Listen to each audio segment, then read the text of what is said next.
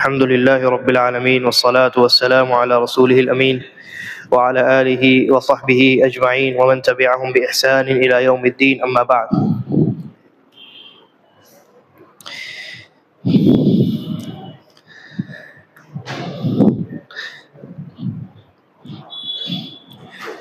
درس کے شروع کرنے سے پہلے میں اس بات کا ذکر کرنا مناسب سمجھتا ہوں کہ گزشتہ کل عالم اسلام کی ایک بہت بڑی شخصیت اور سعودی عرب کے مفتی اعظم فضیلۃ الشیخ عبدالعزیز ابن عبداللہ آل الشیخ رحمہ اللہ کا انتقال ہوا ہے، اور آپ کی شخصیت بہت بڑی شخصیت تھی، اور یہ کہہ سکتے ہیں کہ آپ نے اپنی پوری زندگی امت کی رہنمائی میں اور ان کی اصلاح میں لگائی ہے۔ شیخ ابن باز رحمہ اللہ، جن کی ہم کتاب پڑھ رہے ہیں، تو شیخ ابن باز رحمہ اللہ کی جب وفات ہوئی تقریباً شاید کہ 1999 میں نے ذکر کیا تھا، تو شیخ ابن باز جب تک باحیات تھے تو وہ مفتی اعظم تھے سعودی عرب کے، اور ان کی وفات کے بعد سے لے کر کے گزشتہ کل تک مفتی اعظم سعودی عرب شیخ عبدالعزیز ابن عبداللہ آل الشیخ رہے، یعنی کم و بیش 25 سال، لگ بھگ 25 سال تک مفتی اعظم رہے۔ اور شیخ ابن باز کی طرح آپ بھی نابینا تھے، بچپن ہی میں 10-12 سال کی عمر میں آپ کی بھی روشنی جا چکی تھی، آپریشن بھی کیا گیا لیکن آپریشن کامیاب نہیں ہو سکا تھا، لیکن اس کے باوجود علم میں، فضل میں، زہد اور تقوی میں آپ امام کی حیثیت رکھتے تھے، اور بڑے بڑے جو علماء موجودہ علماء ہیں وہ آپ کی معرفت، یا یہ کہہ لیجئے کہ آپ کی قدر و منزلت کے معترف ہیں۔ آپ نے اپنی زندگی میں 50 حج کیے تھے، 50 حج، یعنی ہر سال حج کرتے تھے۔ آج سے پچھلے سال بھی شیخ نے حج کیا تھا، 50 سال سے لگاتار حج کر رہے ہیں۔ اور امت کے جو بڑے بڑے علماء ایسے گزرے ہیں جنہوں نے خدمات بڑی انجام دی، بہت بڑی بڑی کتابیں لکھی، لیکن حج کرنے کا ان کو موقع نہیں مل پایا۔ ان بڑے بڑے اماموں کی طرف سے مفتی المملکہ، جن کا انتقال ہوا، شیخ عبدالعزیز ابن عبداللہ آل الشیخ، کسی نہ کسی عالم کی طرف سے ہر سال حج کرتے تھے۔ تو انہوں نے امام ابن حزم کا نام آپ نے سنا ہوگا، امام ابن حزم کی جانب سے انہوں نے حج کیا، امام ابن رجب کی جانب سے انہوں نے حج کیا، کئی بڑے بڑے علماء کی طرف سے، امام النووی کی جانب سے بھی غالباً انہوں نے حج کیا۔ امام نووی کی کتاب ہم پڑھتے ہیں نا، ریاض الصالحین، تو کچھ ایسے علماء تھے جو دنیا کے کسی ایسے کونے میں تھے جہاں پر ان کو حج کرنے کے وسائل میسر نہیں تھے، لیکن ان کا امت پر احسان اس قدر تھا، اور ظاہر ہے کہ ایک عالم کا احسان امت پر کتنا بڑا ہوتا ہے یہ دوسرا بڑا عالم ہی سمجھ سکتا ہے۔ تو وہ مفتی اعظم تھے، لہذا اور علمی دنیا میں ایک بہت بڑا نام ہے ان کا، علم اور قدر و منزلت کے ایک بڑے مقام پر فائز تھے، چنانچہ اہل علم کی معرفت اور اہل علم کا مقام و مرتبہ وہ جانتے تھے، اور اس بات کا ان کو احساس تھا کہ ان اماموں کی کیسی بڑی خدمات ہیں اور کتنا بڑا احسان ہے۔ تو کسی نہ کسی عالم کی جانب سے وہ حج کیا کرتے تھے، اور 200 لگ بھگ 200 سے زائد مرتبہ انہوں نے عمرہ کیا، 50 حج اور 200 سے زائد مرتبہ عمرہ، اور ہر وقت تعلیم اور تعلم میں لگے رہتے تھے، پڑھنے اور پڑھانے میں، شریعت کو پڑھنے اور پڑھانے میں، شریعت کو سیکھنے اور سکھانے میں لگے رہتے تھے۔ بہت بڑے حافظ تھے، حافظ سے مراد صرف قرآن کے حافظ نہیں، قرآن اور سنت دونوں کے حافظ، بڑی بڑی کتابیں ان کو حفظ تھی، کیونکہ نابینا تھے تو اللہ تعالیٰ نے قوت حافظہ بہت دیا تھا. اور ان کا نام کیا ہے؟ عبدالعزیز ابن عبداللہ آل الشیخ. آل الشیخ کا معنی کیا ہوتا ہے؟ آل الشیخ کہتے ہیں شیخ الاسلام محمد ابن عبد الوہاب رحمہ اللہ، جن کی کتاب التوحید بہت مشہور ہے، جن کی دعوت سے آج مملکت سعودی عرب قائم ہوئی ہے اور وہاں توحید کی نشر و اشاعت آج تک چلی آ رہی ہے. ان کے خاندان سے تعلق رکھتے ہیں. تو شیخ الاسلام محمد ابن عبد الوہاب رحمہ اللہ شیخ عبدالعزیز ابن عبداللہ کے دادا ہوئے 5ویں پشت پر، یعنی یا یہ کہہ لیجیے کہ ان کے پوتے ہوئے 5ویں پشت پر. ان کے دادا، ان کے والد کے والد کے والد کے والد کے والد. اور 2 دن پہلے کا واقعہ ہے، 2 دن پہلے کا واقعہ ہے کہ ہاسپٹل میں ان کے کڈنی میں غالباً کوئی تکلیف تھی جس کی وجہ سے انتقال ہوا. تو ہاسپٹل میں تھے، اور ہاسپٹل میں بھی وہاں بھی جو طالب علم تھے وہ ان کے ساتھ ہمیشہ موجود رہتے تھے، اور کوئی نہ کوئی کتاب پڑھتے تھے اور اس کتاب کی وہ شرح کیا کرتے تھے. جب درد ہونے لگا تو نرس نے کہا کہ درد زیادہ ہو رہا ہے. کسی آدمی نے کہا کہ شیخ کو اب تھوڑا آرام کرنا چاہیے، تو غصہ ہو گئے. کہا کہ یہ دین کو سیکھنے والے میرے پاس جمع ہیں اور میں ان کو چھوڑ دوں؟ اسی حالت میں انہوں نے درس اپنا جاری رکھا، اور کچھ دیر کے بعد جب بہت زیادہ تکلیف ہونے لگی تو منہ سے آواز نکلنے لگی، جس کی وجہ سے اب بول نہیں پا رہے تھے. تو پھر ان کو دوسری جگہ شفٹ کیا گیا، درس کو زبردستی روکا گیا. تو یہ بہت بڑے عالم گزرے. اور ایک مرتبہ ان کو دیکھنے کا اتفاق مجھے ہوا. ہم شہر ریاض سے شہر مدینہ واپس آ رہے تھے، تو راستے میں کیونکہ مفتی المملکہ ہے تو سیکیورٹی بہت زیادہ ہوتی، تو 4-5 گاڑیاں آس پاس تھیں اور بیچ میں ان کی گاڑی تھی، اور بہت تیزی کے ساتھ وہ تمام گاڑیاں جا رہی تھی. ہماری گاڑی کافی پیچھے تھی. ہماری گاڑی کو اوورٹیک کر کے وہ لوگ آگے چلے گئے تھے. تو ہمارے جو بھائی گاڑی چلا رہے تھے، ہم نے ان سے کہا کہ ذرا تھوڑا سا اسپیڈ بڑھائیے، دیکھیے کون ہے، دیکھیں ایک مرتبہ. تو انہوں نے تھوڑی سی اسپیڈ بڑھائی، حالانکہ وہ کسی کو قریب آنے نہیں دے رہے تھے. کوئی بھی گاڑی قریب آتی تو جو دائیں بائیں جو گاڑیاں ہیں وہ اس گاڑی کو پیچھے کر دیتی، اور بہت تیزی کے ساتھ وہ گاڑی جا رہی تھی. خیر، تو کچھ ہم نے آگے کرنے کی کوشش کی، اور ان کی گاڑی کے لگ بھگ برابری میں جب ہم آئے تو ہم نے دیکھا کہ آگے کی سیٹ پر ایک طرف ڈرائیور ہے اور دوسری طرف مفتی المملکہ تشریف فرما ہے، یعنی شیخ عبدالعزیز ابن عبداللہ آل الشیخ ہے.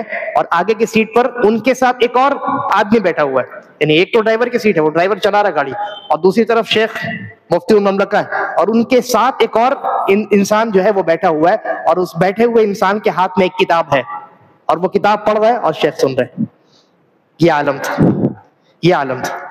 تو یہ بہت بڑے عالم تھے. شیخ سلیمان الرحیلی حفظہ اللہ نے بھی خاص طور پر ان سے علم لینے کی ہمیں نصیحت فرمائی تھی، وصیت فرمائی تھی، اور کہا تھا کہ یہ جب گفتگو کرتے ہیں اور کسی مسئلے کو بیان کرتے ہیں تو دلائل، قرآنی آیات اور احادیث ان کی زبان پر ایسے جاری ہوتی ہیں کہ کوئی انسان دیکھ کر بھی اس تیز رفتاری کے ساتھ فوراً دھڑا دھڑ کوٹ نہیں کر سکتا ہے. دیکھے گا انسان اچھا یہ ایسے یہ، اور شیخ ویسے بھی ان کو دکھائی نہیں دیتا کہ ان کو دنیا سے کیا مطلب ہے.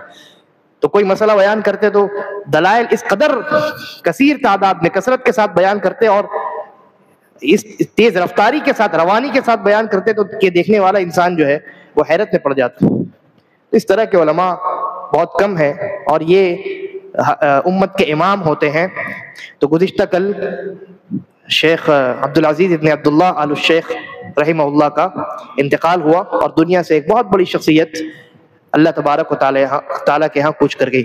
اللہ تعالیٰ ان کے درجات کو بلند کرے، ان کی کوششوں کو قبول فرمائے، اور اللہ تعالیٰ ان کے جانے کے بعد ان کا بہترین خلیفہ ہمیں عطا فرمائے. اب اس کے بعد ہم اپنے درس کی طرف لوٹتے ہیں. پچھلے درس میں 5واں جو رکن ہے ایمان کا، آخرت پر ایمان، اس پر ہماری بات ہوئی تھی. آج ہم بات کریں گے تقدیر پر ایمان. الایمان بالقدر خیرہ وشرہ، نبی اکرم صلی اللہ علیہ وسلم نے فرمایا تھا وَأَن تُؤْمِنَ بالقدر خیرہ وشرہ، کہ تم ایمان لاؤ اچھی اور بری دونوں تقدیر پر، اچھی اور بری دونوں تقدیر پر۔ اور تقدیر پر ایمان یہ اتنا اہم ہے کہ نبی اکرم صلی اللہ علیہ وسلم نے جب ایمان کے 6 ارکان کا تذکرہ فرمایا تو شروع میں آپ نے فرمایا ان تؤمن باللہ، لفظ تؤمن یعنی تم ایمان لاؤ، یہ لفظ آپ نے شروع میں ذکر کیا کہ تم ایمان لاؤ کہ باللہ اللہ پر، پھر دوبارہ یہ نہیں کہا کہ وَأَن تُؤْمِنَ بِمَلَائِكَتِهِ، یہ نہیں کہا بلکہ کہا وَمَلَائِكَتِهِ، صرف اور کا لفظ استعمال کیا۔ لیکن جب تقدیر کی باری آئی، پانچوں ارکان کو نبی اکرم صلی اللہ علیہ وسلم نے بغیر یعنی چاروں ارکان کو، پہلا رکن اللہ پر ایمان، تو اس سے پہلے کہا ان تؤمن باللہ کہ تم ایمان لاؤ اللہ تعالیٰ پر، پھر وملائکتہ وکتبہ ورسلہ والیوم الآخر، ان 4 چیزوں کا تذکرہ کیا۔ تو یہ نہیں کہا کہ اور تم ایمان لاؤ، لیکن جب تقدیر کا تذکرہ کیا تو وہاں واو کے ذریعے سے کام نہیں چلایا، بلکہ وہاں وَأَن تُؤْمِنَ کا لفظ استعمال کیا اللہ تعالیٰ نے، نبی اکرم صلی اللہ علیہ وسلم نے کہا وَأَن تُؤْمِنَ بِالْقَدَرِ خَيْرِهِ وَشَرِّهِ، کہ تقدیر اچھی ہو یا بری، اچھی اور بری تقدیر پر تم ایمان لاؤ۔ ایسا کیوں؟ علماء نے کہا اس لیے تاکہ تقدیر کی اہمیت کو واضح کیا جائے، تقدیر کی اہمیت کو واضح کیا جائے، اور یہ بتایا جائے کہ جس طریقے پر اللہ رب العالمین پر ایمان لانا ازحد ضروری ہے، اسی طرح تقدیر چاہے اچھی ہو یا بری اس پر ایمان لانا ضروری ہے۔ اور جس طریقے سے اللہ رب العالمین پر ایمان لانے میں بہت سے لوگ گمراہیوں میں پڑیں گے، اسی طرح تقدیر کے معاملے میں بھی امت میں فتنے پیدا ہوں گے اور گمراہیاں پیدا ہوں گی۔ چنانچہ اہل علم نے لکھا ہے کہ اس امت میں سب سے پہلی گمراہی جو پیدا ہوئی وہ تقدیر کے باب میں پیدا ہوئی۔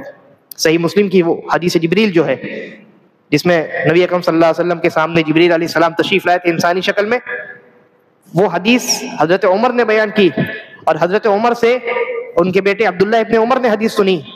حضرت عبداللہ ابن عمر نے وہ حدیث کس موقع پر بیان کی، آپ پوری پڑھیے گا حدیث تو آپ کو معلوم ہوگا کہ کوفہ سے غالباً 2 لوگ آئے، کوفہ یا بصرہ سے، یعنی کسی دوسرے علاقے سے، اور ان دونوں نے 2 تابعی، انہوں نے آ کر کے عبداللہ ابن عمر رضی اللہ عنہما سے اپنے علاقے کی خبر بیان کی اور کہا کہ ہمارے یہاں کچھ لوگ ہیں جو قرآن پڑھتے ہیں، قرآن مجید کے حافظ ہیں، قاری ہیں، عالم ہیں، لیکن وہ کہتے ہیں کہ ان الامر انف، کہ چیزیں اپنے آپ ہو جاتی، کوئی تقدیر نام کی کوئی چیز نہیں، تقدیر کا انہوں نے انکار کیا تھا۔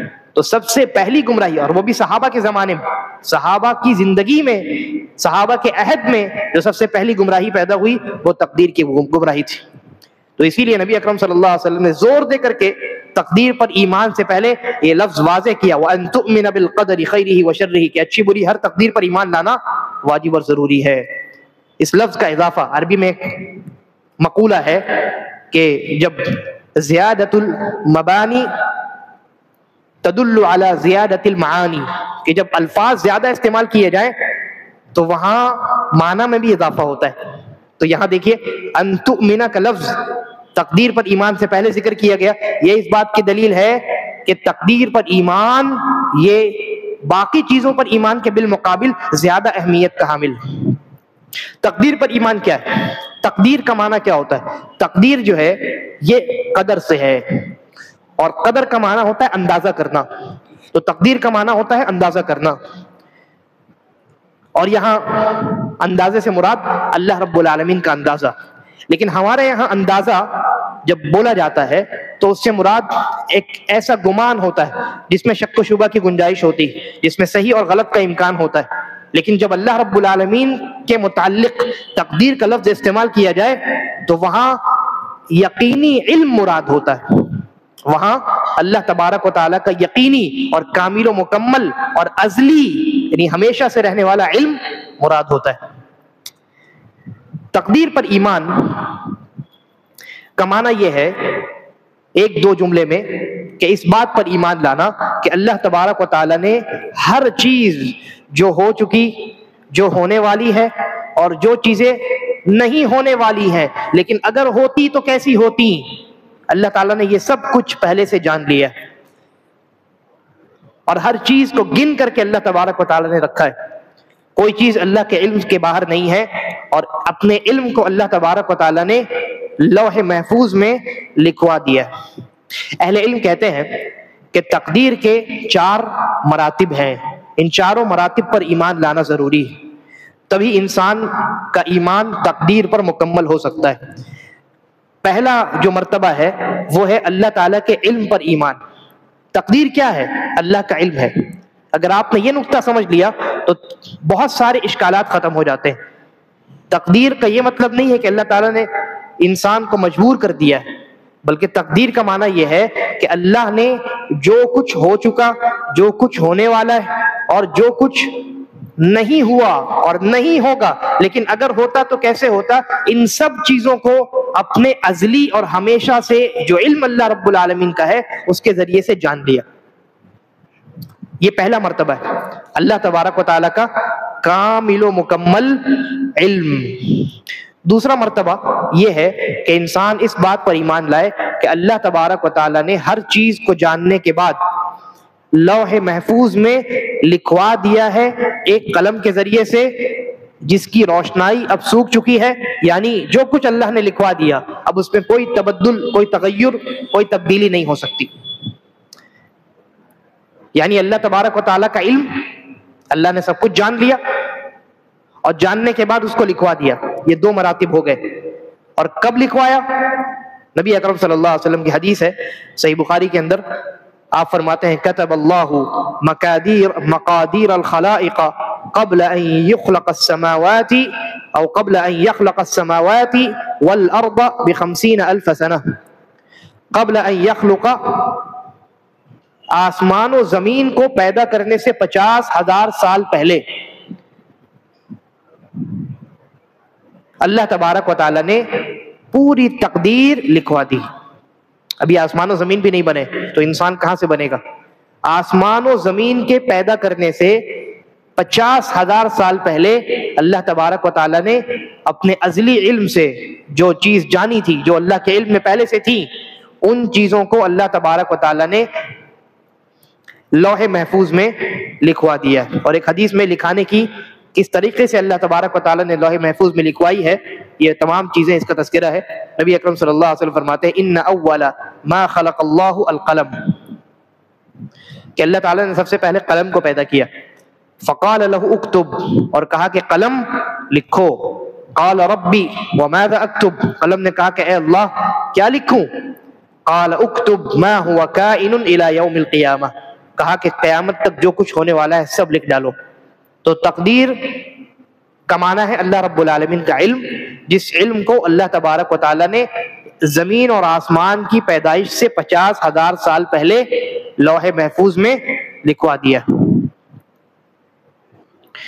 تیسرا مرتبہ ہے المشیئہ، یعنی اللہ تعالیٰ کی مرضی، اللہ تعالیٰ کا ارادہ. کیا معنی ہوا؟ معنی یہ ہوا کہ اللہ نے جو کچھ جانا اور جو کچھ لکھوایا ان میں سے ایک ذرہ بھی اللہ کی مرضی کے بغیر کوئی حرکت نہیں کر سکتا. انسانوں کا معاملہ کیا ہے؟ آپ کو معلوم ہے کہ یہاں جماعت ہو رہی ہے، درس ہو رہا ہے، معلوم ہے، لیکن کیا آپ کی مرضی سے ہو رہا ہے؟ نہیں. لیکن اللہ رب العالمین نے جو کچھ جانا اپنے ازلی علم سے اور اس کو لکھوا دیا، وہ سب اللہ کی مرضی سے ہوتا ہے.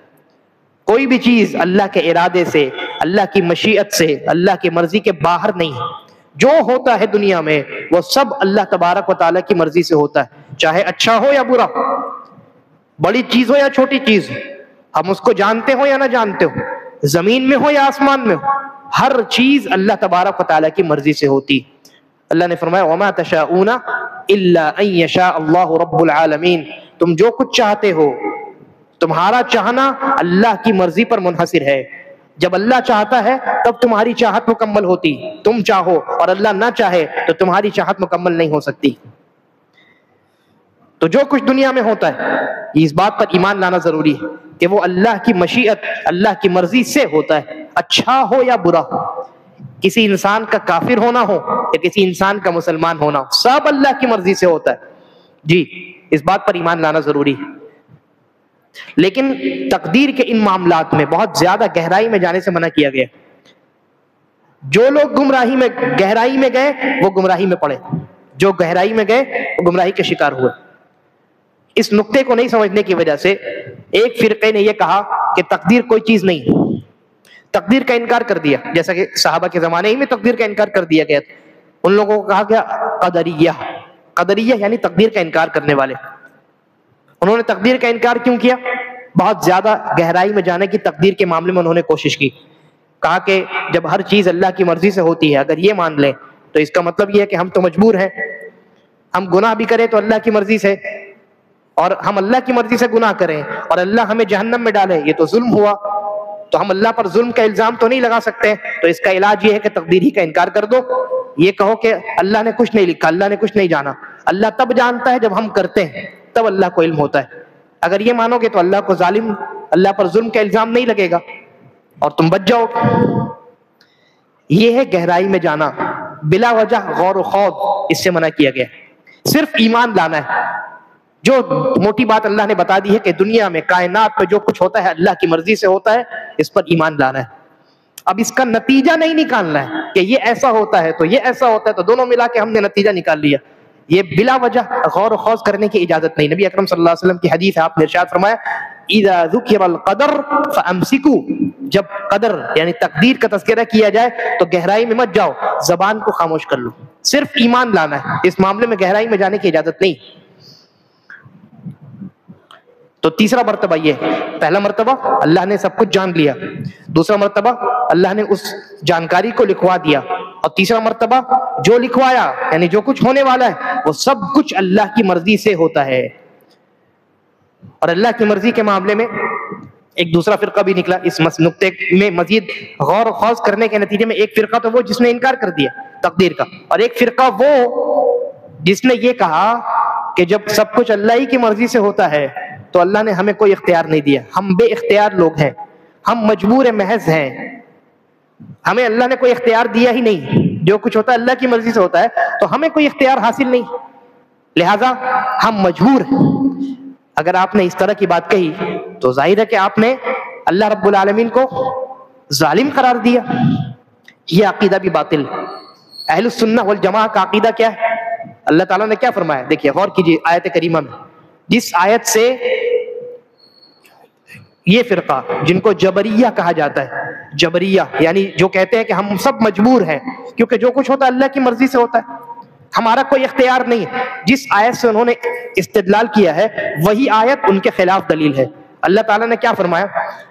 کہتے ہیں وَمَا تَشَاءُونَ إِلَّا أَن يَشَاءَ اللَّهُ رَبُّ الْعَالَمِينَ. ترجمہ کیا ہے؟ تم نہیں چاہ سکتے مگر تبھی جب اللہ رب العالمین چاہے. تو جبریہ فرقہ جو ہے انہوں نے کہا کہ اس کا مطلب یہ ہے کہ جو اللہ چاہتا ہے وہی ہوتا ہے، تو ہم سب کے سب مجبور ہیں. جبکہ اسی آیت میں اللہ تعالیٰ نے اپنی مشیت کے ساتھ ساتھ یہ بھی تو کہا وَمَا تَشَاءُونَ، کہ تمہاری بھی مشیت ہے. یہ الگ بات ہے کہ تمہاری مشیت میری مشیت کے تابع ہے، میرا چاہنا اصل ہے اور تمہارا چاہنا فرع ہے. میری چاہت اصل ہے، میری چاہت پر تمہاری چاہت ڈیپینڈ کرتی ہے. یعنی دو چاہتوں کو اللہ تعالیٰ نے ثابت تو کیا نا. تو اہل السنہ والجماعہ کا عقیدہ یہ ہے کہ انسان کو بھی اللہ تعالیٰ نے اختیار دیا ہے، انسان کو اللہ تبارک و تعالیٰ نے اختیار دیا ہے، اور اس بات پر ایمان رکھنا ہے کہ اللہ نے ہمیں گرچہ اختیار دیا لیکن ہوتا وہی ہے جو اللہ چاہتا ہے. لیکن اللہ تبارک و تعالیٰ نے چونکہ ہم کو حقیقی معنی میں اختیار دیا ہے، اس لیے ہم اپنے اختیار کی وجہ سے اللہ تعالیٰ کے سامنے جواب دہ ہے، اللہ کے سامنے ہماری اکاؤنٹیبلٹی بنتی ہے، جواب دہی بنتی ہے، کیونکہ اللہ نے ہمیں اختیار دیا. کیوں بنتی ہے؟ کیوں بنتی ہے بھائی؟ جو اللہ چاہے وہی نہ ہوتا ہے، ہم لاکھ چالے، لیکن تب بھی اکاؤنٹیبلٹی کیوں بنتی ہے، جواب دہی کیوں بنتی ہے؟ کیونکہ اللہ کیا چاہتا ہے وہ اللہ نے ہمیں بتایا نہیں. ہمیں تھوڑی معلوم ہے کہ ہماری تقدیر میں کیا لکھا ہے، معلوم ہے؟ نہیں معلوم ہے. ہمیں اختیار دے دیا گیا اور یہ بتا دیا گیا کہ اللہ رب العالمین کی مرضی کے بغیر کچھ نہیں ہوتا، لیکن اللہ نے جس معاملے میں ہم اپنا ارادہ چلانا چاہ رہے ہیں، ڈیسیزن لینا چاہ رہے ہیں، اس معاملے میں اللہ کی مرضی کیا ہے یہ تو نہیں بتایا گیا. جب نہیں بتایا گیا تو انسان کی نظروں کے سامنے صرف اس کا اختیار ہے، چنانچہ اس سے اس کے اختیار کی بنیاد پر سوال و جواب کیا جائے، اس سے زیادہ گہرائی میں جانے کی اجازت نہیں۔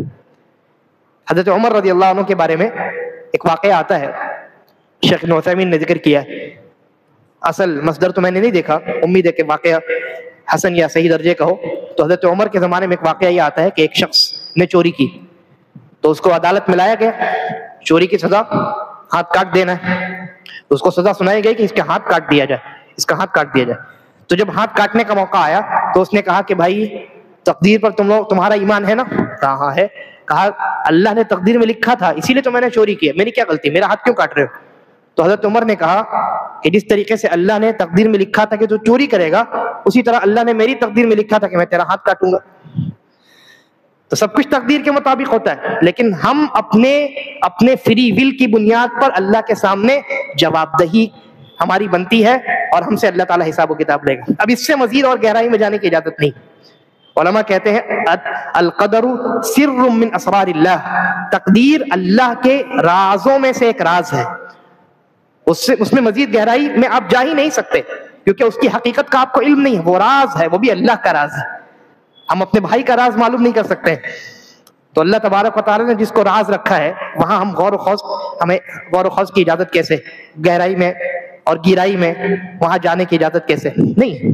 تو یہ 3 مراتب ہو گئے۔ پہلا مرتبہ کیا ہے؟ تقدیر پر ایمان لانے کا پہلا مرتبہ اس بات پر ایمان لانا کہ اللہ تعالیٰ کا جو ہمیشہ سے رہنے والا علم ہے، ازلی علم، کامل و مکمل اور یقینی علم، اس علم کی بنیاد پر جو کچھ ہونے والا ہے، جو ہو چکا ہے، اور جو نہیں ہونے والا ہے لیکن اگر ہوتا تو کیسے ہوتا، یہ سب کچھ اللہ نے جان لیا، اور جو اللہ نے جان لیا دوسرا مرتبہ لوح محفوظ میں اس کو لکھوا دیا ہے، اور تیسرا مرتبہ جو کچھ اللہ نے لکھوا دیا وہ سب جو ہونے والا ہے اللہ کی مرضی کے بغیر نہیں ہو سکتا، سب کچھ اللہ کی مرضی کے ماتحت ہے۔ اور چوتھا مرتبہ یہ ہے کہ دنیا میں جو کچھ ہوتا ہے، جو کچھ ہے، چاہے انسان ہے یا انسان کے اعمال ہے، ان سب کو اللہ تعالیٰ نے پیدا کیا ہے۔ اللہ تعالیٰ انسانوں کا بھی خالق ہے، اور اللہ تبارک و تعالیٰ انسانوں کے اعمال کا بھی خالق ہے۔ اللہ نے کہا واللہ خلقکم وما تعملون، اللہ نے تم کو بھی پیدا کیا اور ان اعمال کو بھی پیدا کیا ہے جن کو تم کرتے ہو۔ تو ہم بھی اللہ کی مخلوق، ہمارے اعمال بھی اللہ تعالیٰ کی مخلوق۔ یہ 4 مراتب ہیں، ان چاروں مرتبوں پر ایمان لانا ضروری ہے، اور ان چاروں مرتبوں پر ایمان لانے کے ساتھ ساتھ 2 باتوں پر ایمان رکھنا ضروری ہے، اور یہ دونوں باتیں آپ کو تقدیر کے متعلق ہر طرح کے شکوک و شبہات سے بچانے والی ہیں۔ پہلی بات کہ اللہ تبارک و تعالیٰ کسی بھی اعتبار سے ظلم کرنے والا نہیں ہے، اللہ تعالیٰ عدل ہے، اللہ تعالیٰ عدل ہے، عدل ہے یعنی اللہ رب العالمین انصاف والا ہے۔ وما قرآن مجید میں اللہ نے کیا ہے وہ آیت سورہ قاف میں جو ہے،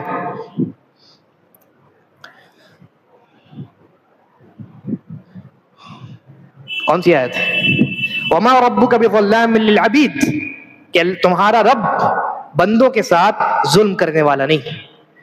تو اللہ تبارک و تعالیٰ ظالم نہیں ہے، اللہ رب العالمین عادل ہے، ہر اعتبار سے اللہ تبارک و تعالیٰ انصاف پسند ہے، انصاف کو قائم کرنے والا ہے۔ اس بات پر ایمان رکھنا ضروری۔ اب دنیا میں جو کچھ ہوتا ہے ہماری نظر میں چاہے وہ انصاف لگے یا نہ لگے، اس بات پر ایمان رکھنا ضروری ہے کہ ہر معاملے میں اللہ تبارک و تعالیٰ کا فیصلہ انصاف ہی پر مبنی ہے۔ کوئی انسان گمراہ ہو رہا ہے، وہاں بھی اللہ انصاف کر رہا ہے، کوئی انسان ہدایت کے راستے پر ہے، وہاں بھی اللہ تبارک و تعالیٰ انصاف کر رہا ہے۔ اللہ تبارک و تعالیٰ کسی پر ظلم نہیں کرتا۔ انسان کے دل میں چاہے جتنے شکوک و شبہات آئیں، شیطان کہے گا آ کر کے کہ اگر سب کچھ اللہ ہی کے مطابق ہوتا ہے، اللہ ہی کی مرضی سے ہوتا ہے، تو پھر انسان جو گمراہی کے راستے پر جاتا ہے وہ بھی تو اللہ کے مرضی سے جاتا ہے، جیسا کہ گمراہ فرقوں نے ان شکوک و شبہات پر لبیک کہا، چنانچہ گمراہ ہو گئے۔ تو جب تمام چیزیں اللہ کی مرضی سے ہوتی ہے، اچھی یا بری، تو اچھائی کا بدلہ جو اللہ تعالیٰ دیتا ہے چلو وہاں تو ٹھیک ہے، اعتراض نہیں ہے کیونکہ وہ فضل ہے، لیکن جہاں برائی ہے وہ بھی اللہ کی مرضی سے ہے اور اللہ تعالیٰ اس پر سزا دے رہا ہے، یہ تو ظلم ہو گیا، انسان کو یہ نقطہ یاد رکھنا چاہیے، وما ربک بظلام للعبید، اللہ تبارک و تعالیٰ کسی بھی اعتبار سے ظلم کرنے والا نہیں، کسی بھی اعتبار سے۔ جو انسان گمراہی کا شکار ہے وہ خود ظالم ہے، جو انسان جہنم میں داخل کیا جائے گا وہ خود اس نے ظلم کیا ہے اور خود وہ انسان مجرم ہے، لہذا وہ انسان اپنے جرم کی سزا بھگتنے کے لیے جائے گا۔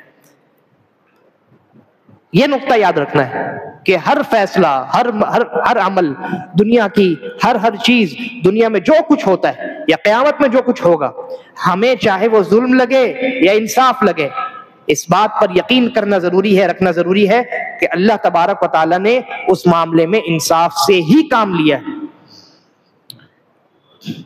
دنیا میں بھی آپ دیکھیے، ایک عدالت کوئی فیصلہ سناتی ہے تو وہ فیصلہ اس عدالت کے اعتبار سے انصاف پر مبنی ہوتا ہے نا، لیکن اس سے بڑی عدالت اس فیصلے کو ریجیکٹ کر دیتی ہے، کیونکہ اس بڑی عدالت کے مطابق وہ فیصلہ جو اس سے چھوٹی عدالت نے کیا ہے وہ ظلم پر مبنی ہوتا ہے۔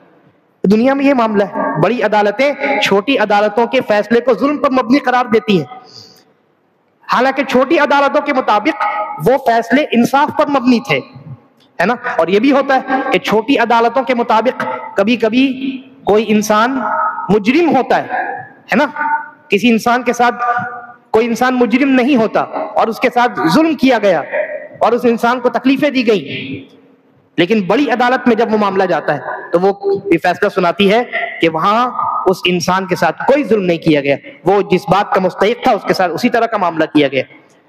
تو دنیا میں جب چھوٹی عدالتوں اور بڑی عدالتوں کے ساتھ اس طرح کے معاملات ہوتے ہیں، ایک عدالت جس چیز کو ظلم سمجھتی ہے دوسری عدالت اس کو انصاف سمجھتی ہے، ایک عدالت جس چیز کو انصاف سمجھتی ہے دوسری عدالت اس چیز کو ظلم سمجھتی ہے، تو یہ تو دنیاوی عدالتوں کا معاملہ ہے۔ لہٰذا ہمیں اللہ تبارک و تعالیٰ کے متعلق اس مثال کو سامنے رکھ کر کے سوچنا چاہیے، حسن ظن کی بنیاد پر ہمیں گرچہ کسی معاملے میں ہماری عقل کو اللہ تعالیٰ کا کوئی فیصلہ ظلم لگے، لیکن یہ یقین رکھنا ہے کہ اللہ تبارک و تعالیٰ کی عدالت بہت بڑی ہے اور اس عدالت کی روشنی میں جو چیز ہمیں ظلم لگ رہی ہے وہ 100% انصاف ہے۔ تو پہلا نقطہ یہ ہے تقدیر کے معاملے میں کہ دیکھنے میں کچھ بھی لگے، عقل کچھ بھی کہے، عقیدہ یہ رکھنا ہے اللہ تعالیٰ کے متعلق کہ یہ جو معاملہ ہے اس معاملے میں اللہ تبارک و تعالیٰ انصاف پر مبنی فیصلہ کرنے والا ہے، اللہ کا جو کچھ ارادہ ہے وہ سب انصاف پر مبنی، یہ پہلا نقطہ۔ اور دوسرا نقطہ یہ کہ اللہ رب العالمین کا ہر فیصلہ انصاف پر مبنی ہونے کے ساتھ ساتھ حکمت پر بھی مبنی ہوتا ہے۔ حکمت یعنی وزڈم، جس کا کوئی خاص مقصد ہو، ایسی چیز جو بیکار عبث نہ ہو، جس سے ہر صورت میں مصلحت ہی حاصل ہو، فائدہ ہی ہو، تو اس کو حکمت کہتے ہیں۔ ایسی چیز جس میں حکمت ہے، وزڈم۔ تو یہ عقیدہ رکھنا ہے کہ اللہ تبارک و تعالیٰ کا ہر فیصلہ دنیا اور آخرت کے متعلق اس میں حکمت ہے، کوئی بھی فیصلہ عبث بیکار نہیں، چاہے ہمیں اس میں وہ حکمت دکھائی دے یا نہ دے۔ ایک انسان کافر ہے، اب ہمیں لگتا ہے کہ بھائی اس میں کیا حکمت، وہ کافر ہے بیچارہ جہنم میں جلے گا، ہمیں نہیں پتا ہے حکمت، لیکن یہ ماننا ہے، اس بات کا عقیدہ رکھنا ہے کہ حکمت ہے گرچہ ہمیں نہیں پتا ہے۔ دنیا کی بہت ساری ایسی چیزیں جس کی حقیقت کا علم ہمیں نہیں ہے۔ اب سمندر کو انسانوں نے کتنا ڈسکور کر لیا، بہت تھوڑا، 1%۔ 99% سمندر انسان کی آنکھوں سے اوجھل ہے، تو کیا انسان سمندر کا انکار کرتا ہے؟ نہیں، بلکہ یقین رکھنا ہے کہ ہاں بھائی 99% سمندر ہے اور اس میں بہت ساری ایسی چیزیں ہیں جو یقیناً ایگزسٹ کرتی ہیں، ہمیں نہیں معلوم ہے۔ تو آپ کو اگر نہیں معلوم ہے اس کا یہ مطلب تھوڑی ہے کہ وہ چیز ایگزسٹ ہی نہیں کرتی، وہ چیز موجود ہی نہیں۔ اللہ رب العالمین کے ہر فیصلے میں حکمت ہوتی ہے، چاہے ہمیں نظر آئے یا نظر نہ آئے۔ نظر آ گئی تو بہت اچھی بات، نظر نہ آئے تو ایمان رکھنا ضروری ہے کہ ہاں اللہ کا یہ فیصلہ حکمت پر مبنی۔ تو یہ دو چیزیں یاد رکھنی، کبھی بھی تقدیر کے متعلق کوئی بھی شبہ آئے، یہ دونوں نکتے میں نے اپنے استاد شیخ سلیمان الرحیلی حفظہ اللہ سے سنا ہے، اور یہ ایسے نقطے ہیں، ان دونوں نقطوں کو اگر آپ نے اپنی نظروں کے سامنے رکھا تو تقدیر کے متعلق چاہے جتنے شکوک و شبہات آ جائیں، یہ دو نقطے آپ کی حفاظت کرنے کے لیے کافی ہیں کہ اللہ تبارک و تعالیٰ کا ہر فیصلہ، ہر چاہت، ہر مرضی، ہر مشیت عدل اور انصاف پر مبنی ہے، اور اللہ کے ہر فیصلے میں، ہر مرضی میں حکمت موجود ہے۔ تو یہ تقدیر پر ایمان ہے۔ اس معاملے میں بڑی بڑی جماعتیں گمراہی کے شکار ہوئی. اور جیسا کہ میں نے عرض کیا کہ سب سے پہلی گمراہی جو پیدا ہوئی تقدیر ہی کی باب میں پیدا ہوئی. ایک گمراہی پیدا ہوئی جنہوں نے تقدیر کا انکار کر دیا، پھر آگے جا کر کے ان کے بالمقابل یعنی وہ ایکشن تھا، اس کے ری ایکشن کے طور پہ دوسرا فرقہ پیدا ہو گیا جس نے تقدیر ہی کو سب کچھ قرار دیا اور اپنی فری ول کا جنہوں نے انکار کر دیا. تو ان دونوں فرقوں کے درمیان اہل السنہ والجماعہ کا راستہ ہے، جن کا اعتقاد اور عقیدہ یہ ہے کہ اللہ تبارک و تعالیٰ نے سب کچھ جانا اور اسی کا نام تقدیر ہے. جاننے کے بعد اس کو لکھوا دیا، اور جو کچھ لکھوایا، جو کچھ ہونے والا ہے وہ سب اللہ کی مرضی سے ہونے والا ہے، اور اللہ کی ہر مرضی، ہر ارادہ انصاف اور حکمت پر مبنی ہے. اور اللہ تبارک و تعالیٰ نے جو کچھ ہونے والا ہے خود اللہ ہی ان کا خالق ہے، چاہے وہ انسان اور جنات ہوں یا ان کے اعمال ہوں، تمام چیزوں کا خالق اللہ تبارک و تعالیٰ ہے. اور انسان کو اللہ تبارک و تعالیٰ نے اختیار دیا ہے. انسان کو اختیار دینے کے بعد انسان کو خود اپنی تقدیر سے بے خبر رکھا ہے، لہذا اسی بنیاد پر اللہ تبارک و تعالیٰ انسان سے اس کے اعمال کے متعلق سوال کرے گا. اور نبی اکرم صلی اللہ علیہ وسلم کی جو حدیث ہے، یعنی آپ نے اب تک جو باتیں سنی اس سے یہ ثابت ہوا کہ تقدیر میں ایک بار جو لکھا جا چکا وہ بدلا نہیں جا سکتا ہے نا. لیکن نبی اکرم صلی اللہ علیہ وسلم کی ایک حدیث ہے جس میں آپ نے ارشاد فرمایا لا يرد القضاء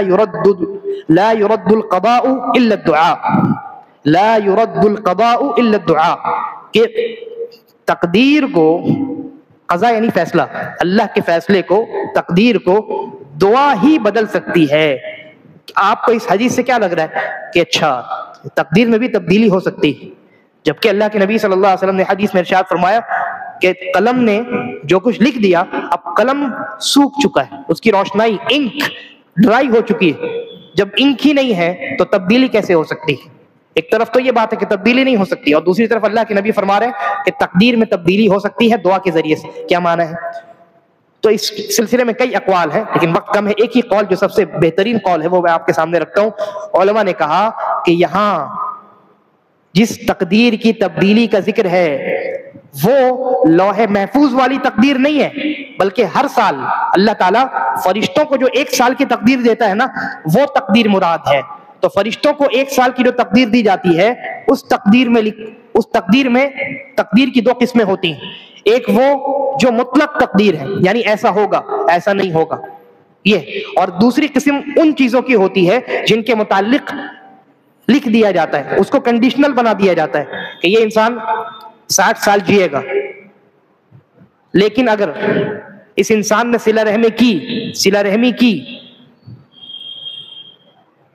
تو یا اس انسان نے دعا کی تو اس انسان کی عمر بڑھا کر کے 70 سال کر دی جائے گی. اب فرشتوں کو نہیں پتا ہوتا کہ یہ انسان یہ سبب اختیار کرے گا کہ نہیں کرے گا.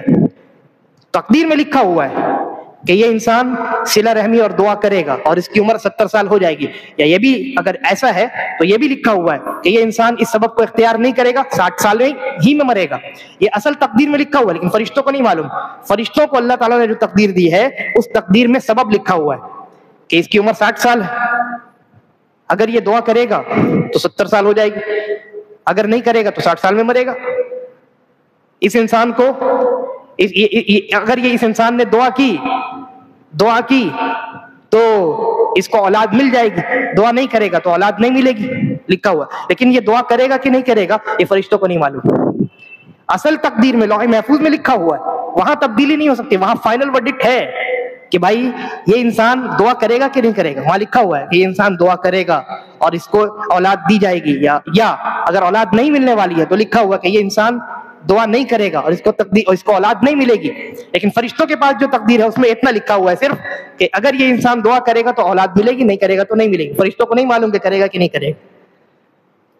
تو یہ معنی ہے لا يرد القضاء الا الدعاء، کہ قضاء کو، فیصلے کو، تقدیر کو دعا کے سوا کوئی چیز بدل نہیں سکتی. یعنی فرشتوں کے پاس جو تقدیر ہے، ایسی تقدیر جس کو اللہ تبارک و تعالیٰ نے کنڈیشنل کر دیا دعا کے ساتھ، انسان کی عمر کو صلہ رحمی کے ساتھ، یا انسان کے رزق کو صلہ رحمی کے ساتھ، اللہ تعالیٰ نے کنڈیشنل بنا دیا ہے اس کو کہ اگر صلہ رحمی کرے گا، استغفار کرے گا تو رزق میں اضافہ ہوگا، نہیں کرے گا تو نہیں ہوگا. اب فرشتوں کو نہیں معلوم، تو اگر وہ انسان کرتا ہے تو اس کو مل جاتا ہے، اور اگر نہیں کرتا ہے تو نہیں ملتا. تو تو یہ تقدیر کے متعلق چند اہم باتیں تھیں. باتیں بہت زیادہ ہیں تقدیر کے متعلق، لیکن اہم باتوں کو میں نے آپ کے سامنے بیان کرنے کی کوشش کی ہے تاکہ اس مسئلے کے متعلق ہمارے ذہن صاف رہیں اور کسی قسم کے فتنے میں ہم نہ پڑیں. اللہ تبارک و تعالی ہم تمام کے ایمان اور عقیدے کی حفاظت فرمائے اور ہمارا خاتمہ ایمان اور اسلام پر کرے. ھذا وباللہ التوفیق وصلی اللہ وسلم علی نبینا محمد.